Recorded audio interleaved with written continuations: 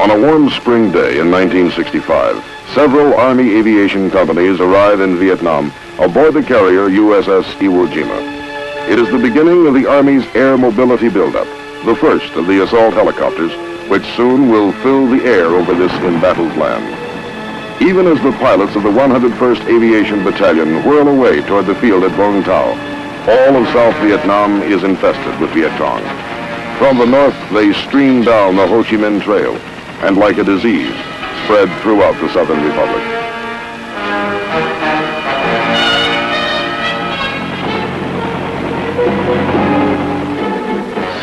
Into this setting come the first of the Screaming Eagles, the aviation crews of Company A, forerunners in the massive American military buildup to stop the communist enemy. For the Republic, this is a time of desperation.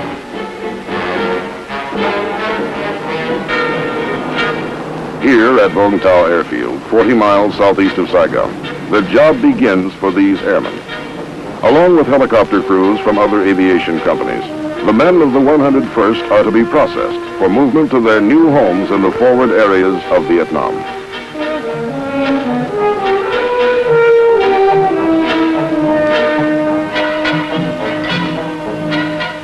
Their mission now is to create the helicopter bases from which U.S. Army forces can be flown into combat against the Viet Cong. Quickly now, they make ready. In the next 90 days, before the airborne infantry arrives, these men will do a man-sized job.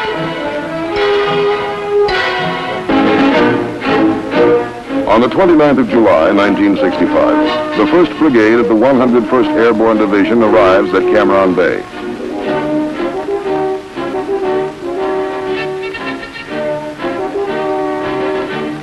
The brigade, with its supporting elements, is commanded by Colonel James Timothy, who is welcomed to Vietnam by Ambassador Maxwell Taylor. And by General William Westmoreland. In the ceremonies which follow, Colonel Timothy gets his first look at the strife-torn shores of Vietnam. And for the first time, the brigade unfurls the proud emblem of freedom over the land it is here to protect.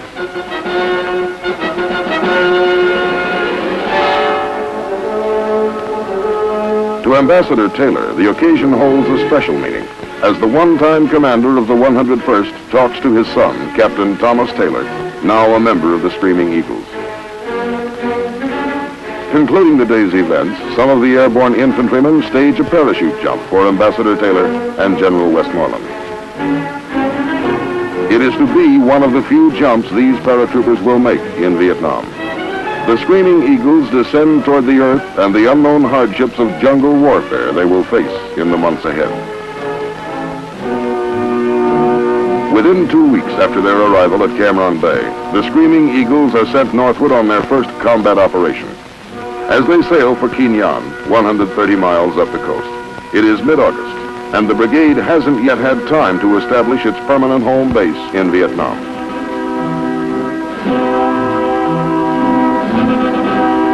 While the Vietnamese are celebrating the Lantern Festival, the men of the 327th and 502nd are moving inland from Qui Nhon to An Khê in the Central Highlands. Their mission is to clear and secure the An Khê area as a base camp for the U.S. 1st Cavalry Division Air Mobile, which will be arriving from the United States in a matter of days. At Bao Mang Pass, overlooking An Khê, the landings begin. After months of special training at Fort Campbell, Kentucky, this is it, the moment every man knew would come. A Viet Cong main force battalion has been reported in the area, and the airborne infantrymen expect instant contact.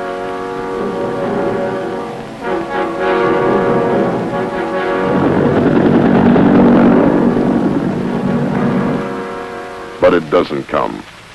The Viet Cong are evasive, biding their time. It is an anticlimax for the men. This is their first lesson in Vietnam. No big battles when expected. Instead, a nagging war of attrition with primitive booby traps and snipers, small unit actions and ambushes in the jungle. Only when he thinks the situation is favorable will the enemy show himself in force.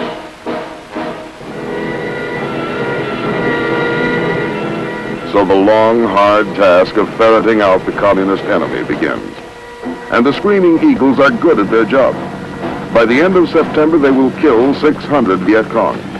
It will be a difficult thing, and some of these airborne fighting men will die. But the job, for this time, will be done. As the advance elements of the 1st Cavalry Division begin arriving at An Khe, they commence taking over the area secured by the Screaming Eagles. Finally, the men of the 101st Airborne are free to head south and establish their own home base in Vietnam.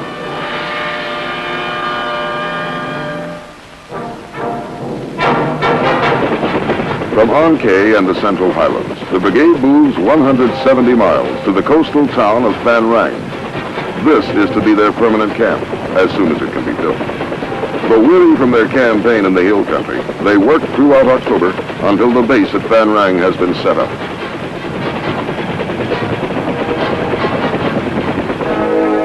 General Westmoreland visits the Screaming Eagles on Thanksgiving Day, 1965, and inspects the camp at Phan Rang.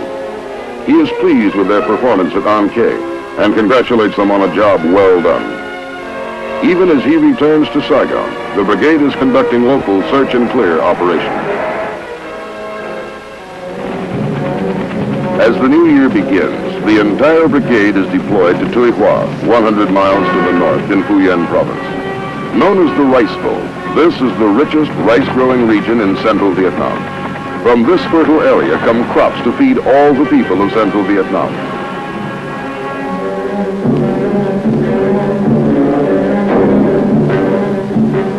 But the Viet Cong have been seizing the harvest and collecting unbearable taxes from the frightened farmers. Now come the Screaming Eagles to protect the rice harvest and stop the Viet Cong. Codename Operation Van Buren. The orders read, search out the enemy in the Tuy Hoa sector and destroy him. This assignment will be tedious. The VC desert their dwellings and avoid confrontation with the Americans. Yet the district is infested with an enemy who makes night raids and continues to molest the farmers. The search goes on.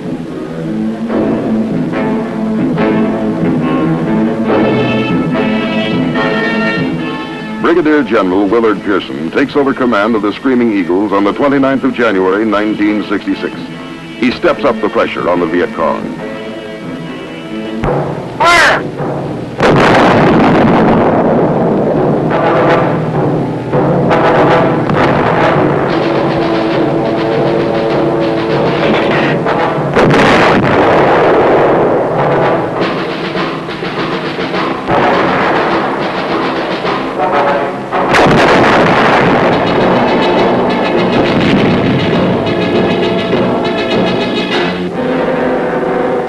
Across the broad reaches of Phu Yen province, the Viet Cong are pursued. For the most part, they evade capture and withdraw to disappear in hidden underground sanctuaries. In the wake of U.S. military operations, the enemy rice raids diminish. But the VC themselves mingle with the local people and often are bypassed, attacking our units from the rear at night.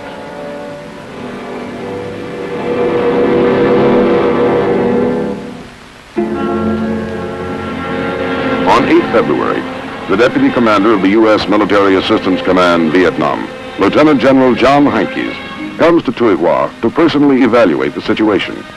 What he sees convinces him that the enemy is well entrenched in the district, that it will require repeated efforts by the 101st to dislodge these communist guerrillas.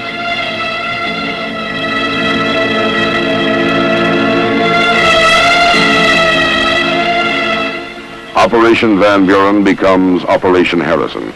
February becomes March, and daily the Screaming Eagles patrol the jungles and foothills surrounding the rice fields of Tuy Hoa. Enemy main force headquarters are located and hit by the U.S. Air Force with B-52 bombing raids. The men of the brigade go in to check the results and prepare field reports for Air Force intelligence.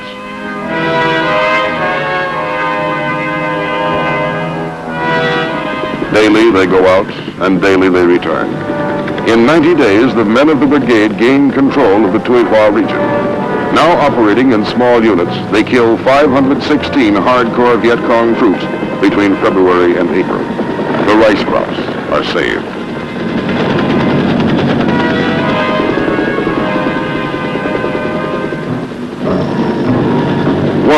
Early in March, the men of the brigade receive a surprise visit from one of Hollywood's movie heroes, Robert Mitchum. During this enjoyable interlude, there is talk about the glamorous girls of the film world.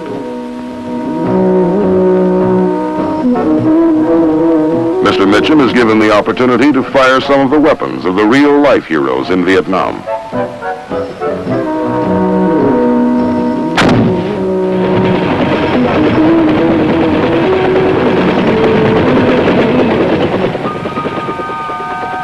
In mid-April 1966, the 2nd Battalion of the 327th is left to guard the rice harvest at Tuy Hoa, and the rest of the brigade moves out on Operation Austin.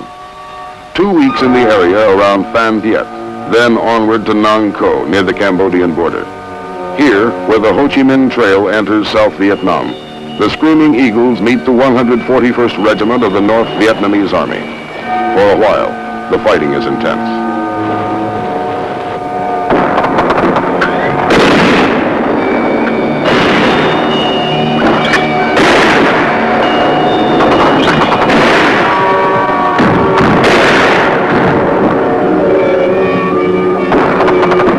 The 502nd Airborne Infantry takes a number of casualties.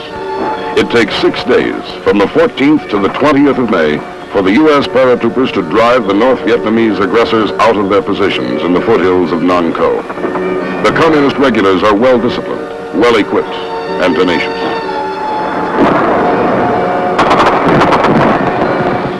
In spite of heavy ground fire, Army aviators get in with their dust-off helicopters, and the wounded are whisked away to safety. This is the enemy. When he was captured, he was carrying a machine gun made in Czechoslovakia. He won't be using it again. As for his comrades, they have been put to rout, and in their hasty flight they have dropped their arms. Over 100 of the North Vietnamese lie dead in the mountains. Victory at Nang Co is ours.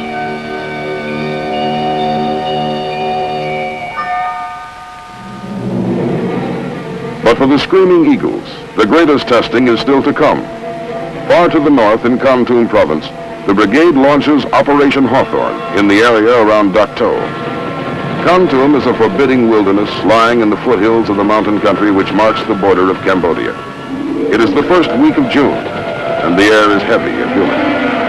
Until now, the enemy has held sway here.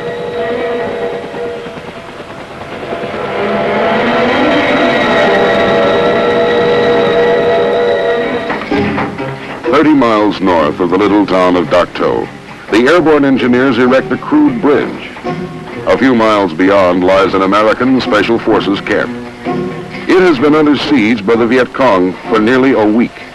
Supplies and ammunition are badly needed, and relief troops must get through. The first of the trucks begins crossing.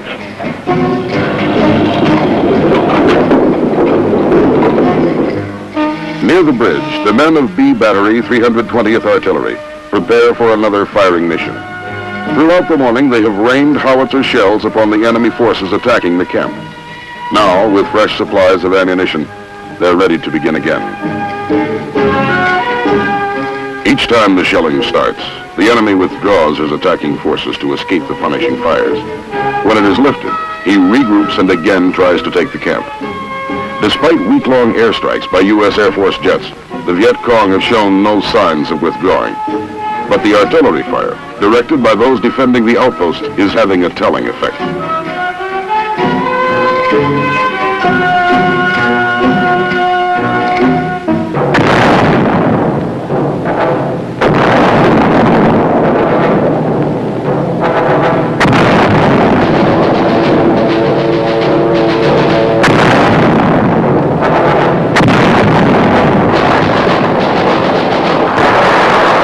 The Screaming Eagles are under fire.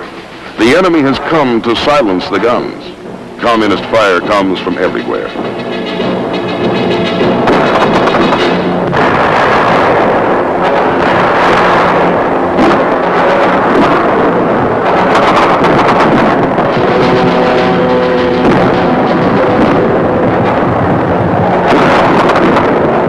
Out there, the enemy is creeping in.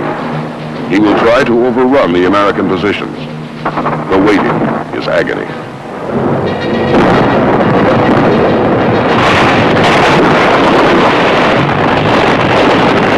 Then the enemy makes his move.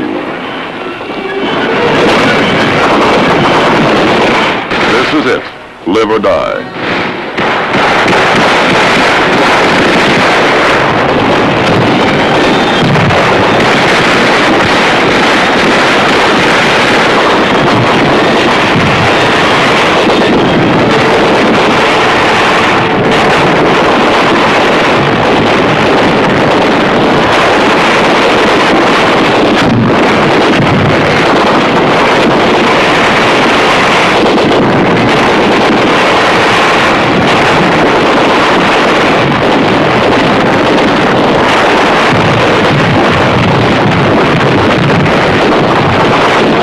In the forefront, General Pearson, the boss, here in hell. From Bastogne to Vietnam, the tradition remains unbroken, magnificent. The Screaming Eagle.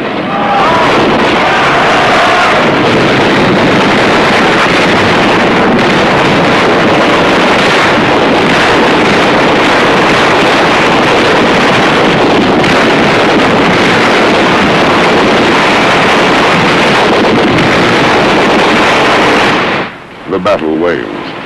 A small part of Operation Hawthorne is over. Some of the men of the 101st will fight no more. But for this day, the bastions of freedom held. They came from the north, a full battalion. Their weapons, not ours, have been silenced.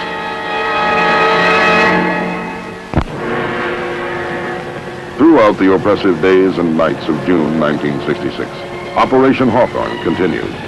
In the violent conflict which rages in Kon Tum province, the Screaming Eagles repeatedly beat back prize troop units of the North Vietnamese Army.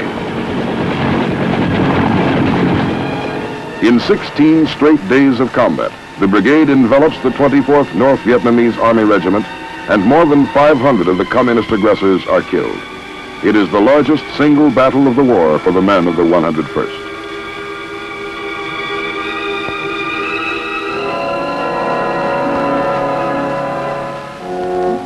The bitter struggle to preserve the freedom of this little Asian nation is made more bearable as each man is enriched in spirit and strengthened in his resolve.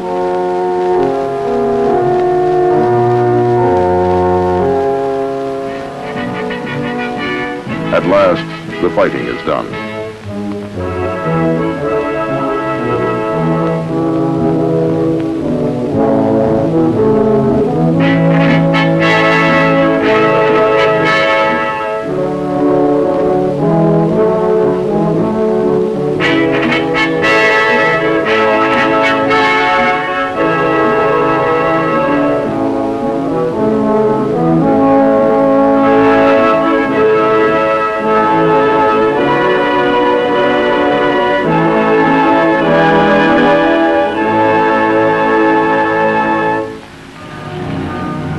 All the world had heard about the gallant Screaming Eagles and the battles of Operation Hawthorne. In recognition of their outstanding victory in Kon Tum province, the Premier of South Vietnam, Nguyen Cao Ky, comes to the little town of Dak To. Premier Ky and the Deputy Premier express the gratitude of their nation in a way that fighting men can understand.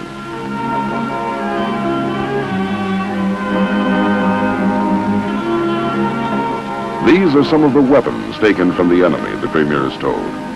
In the hands of the communists, the arms of China, Poland, Czechoslovakia, Russia, and even a variety of United States, French, and British weapons, which had fallen into those same enemy hands. Living evidence of the North Vietnamese regular army, 6 out of the 22 taken alive by the Screaming Eagles. Premier Ky confronts the aggressors. "You are lucky the Americans have taken you," he smiled.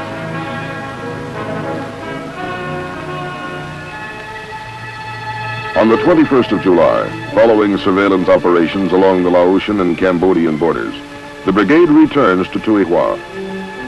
A new operation labeled John Paul Jones gets underway. Its purpose is to open and secure a 16-mile stretch of National Highway 1 between Tuy Hoa and Vung Ro Bay on the coast. The accomplishment of this mission will speed up logistic support of the Tuy Hoa area by permitting ships to unload at the nearby bay.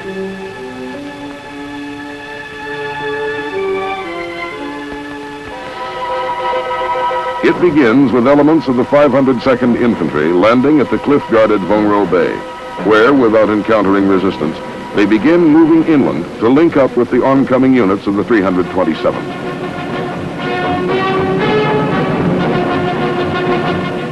The inland forces push forward, securing the highway and sweeping the adjoining countryside. Supported by helicopter gunships, heliborne assault troops clean out the operational zone within 6 weeks. By early September 1966, they have secured Vung Ro Bay and Highway 1 north to Tuy Hoa.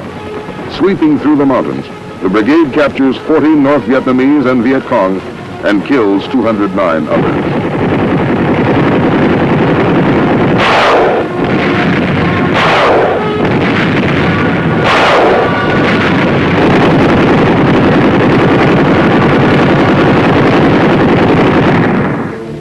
While Operation John Paul Jones is still in progress, the engineers begin construction work on the connecting highway between Vung Ro Bay and Highway 1.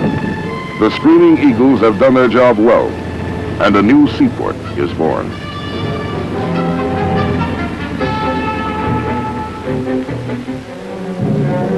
In the weeks which follow, the brigade protects the rice farmers as they harvest some 17,000 metric tons of the precious grain.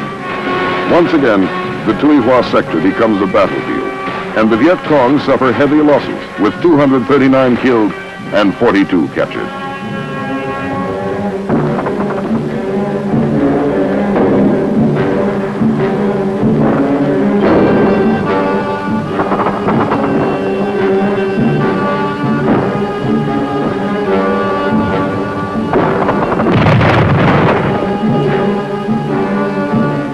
The Viet Cong have had enough. They are nowhere to be found.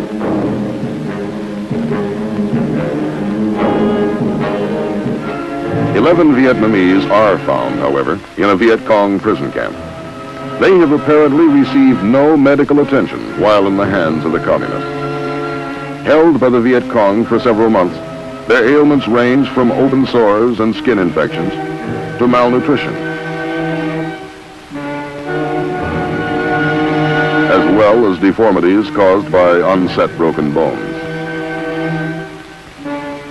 This man, a former Viet Cong who defected to the Republic and was later captured by the VC, cannot tell of his unspeakable nightmare with the enemy.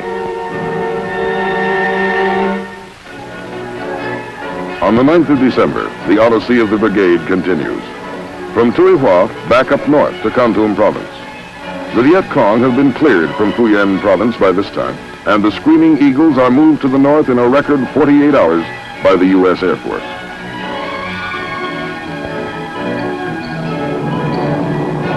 The deployment of the brigade by means of parachute marks the first jump in more than a year for many of the men. But they're in superb physical condition, and the jump goes well. As 1966 draws to a close, the brigade descends upon Kon Tum province to take part in Operation Picket. Fighting side by side with Vietnamese army forces and militia, the men of the 101st once again will scour the countryside, finding and finishing the enemy.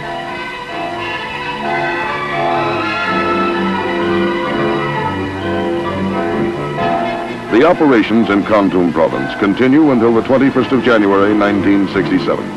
Then, after more than a year's absence from their home base at Van Rang, the brigade is ordered back for a rest. It seems a long time since the LSTs first moved the brigade up to Kin Yong as they headed for their first combat around An Khê. Now, the LSTs are taking them home.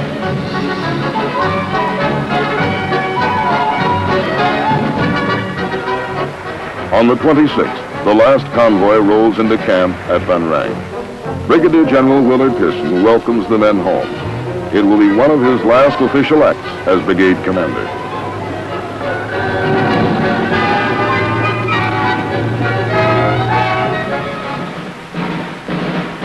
2 days later, General Pearson transfers command of the 1st Brigade, 101st Airborne Division to the new brigade commander, Brigadier General S.H. Matheson.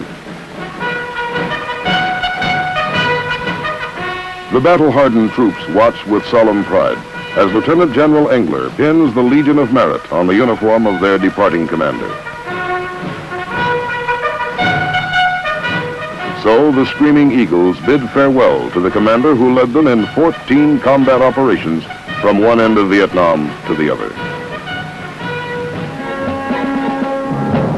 For the Screaming Eagles, as for the rest of the United States military forces in Vietnam, the valiant effort to keep that young nation free continues.